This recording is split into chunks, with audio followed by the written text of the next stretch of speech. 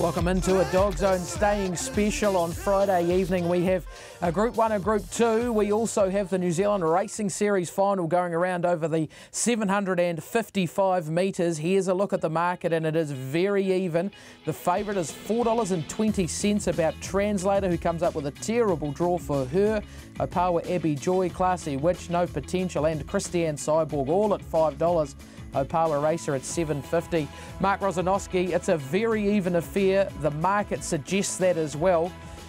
Gee, I just don't know where to look here, to be honest. Well, I'll help you out, Andy, if you want.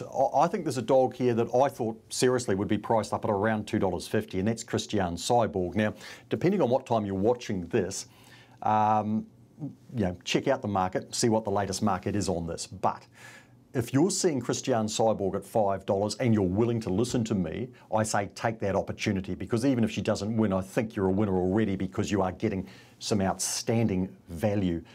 I think she is the quality stayer here. We are talking about a dog that ran third in the Duke of Edinburgh Silver Collar to two of our best, Ring the Bell and Dusty Gambler. It was an outstanding running of the Silver Collar and she played her part.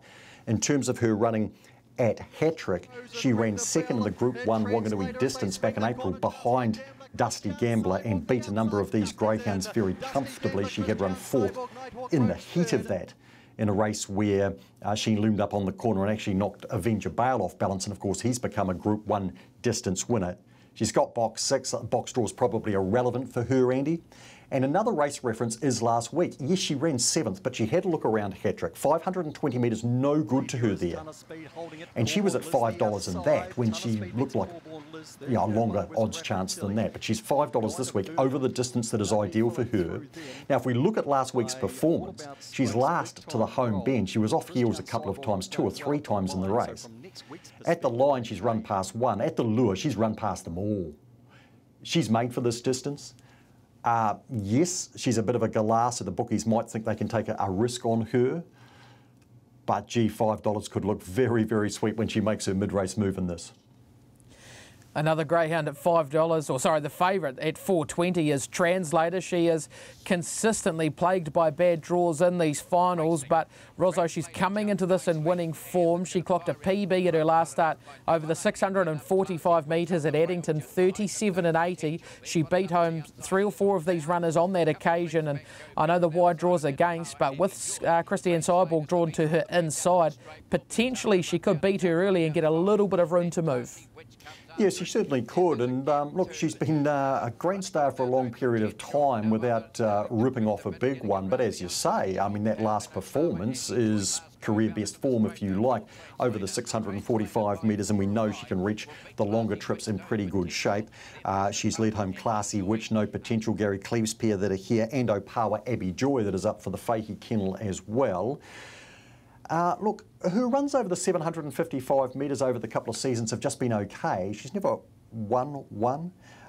She was second in a New Zealand Racing Series final behind Nighthawk Rose. She ran third in a heat of the Wanganui Stayers and 7th in the final, second in a Wanganui distance heat, 5th in the final, 5th in a New Zealand Racing Series on another occasion.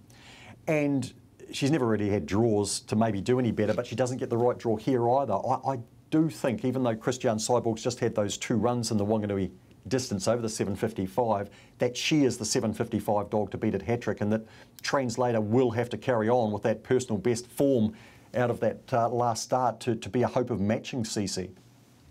Another southerner making the trip up is No Potential, having her first look around Wanganui, but gee, Rosso, her run-in behind Avenger Bale on Cup night was pretty good. She took a stack of ground off him in fast time, and the wide draw, although the record is pretty average from out there, will not concern her one little bit.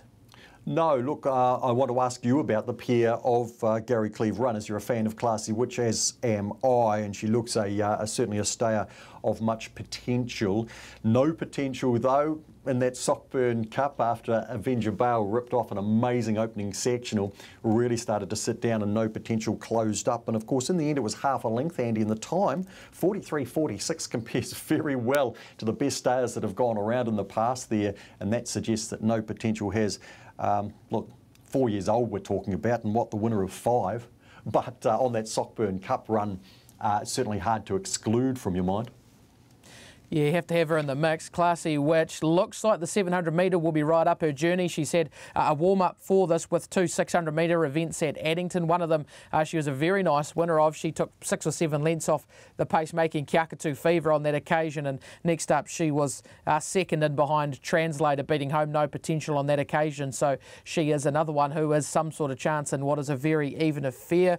Rozzo, I love it when you start tipping roughies, and I think you've got one here at 51-1 who has some kind of chance. Well, I think there's 2 bets I'd like to have in terms of value in the market, the way I see it. Christian Cyborg to win, obviously. But the other one is top 3 for Big Time Lone Star. She's at 50-1 here. Now, if you compare $14 for a Power Plum, if we go back to April, I know it's a long time, but we don't have many 755 metre races at Wanganui. But Big Time Lone Star ran 3rd in a New Zealand Racing Series final behind Nighthawk Rose and Translator. Big Time Lone Star was about that of Translator and comfortably clear of Opawa Plum, who was 6th in that particular final. And although she's a tricky dog and a bit of a hard watch, Big Time Lone Star, she has put in the odd 645, 660 race too that has been an eye catcher.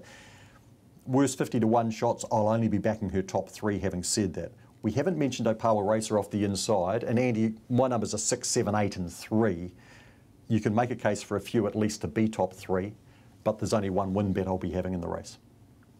I love that. I've got her in for 3rd, the Cyborg. I've gone 8, 1, 6 and 7. I think No Potential's been warming to a race like this, and she gets her chance off that wide draw. A Power Racer, I could see her setting the early pace, but just where she's at, and if the 755's up her alley is the question mark, you can't leave the Cyborg out, and I'm hoping for connections that Translator can get herself into the race from that wide draw and put a little bit more money in the bank. That's all taking place on Friday evening. It is race number 11 on the card, due to go at 9:35 p.m. Happy punting.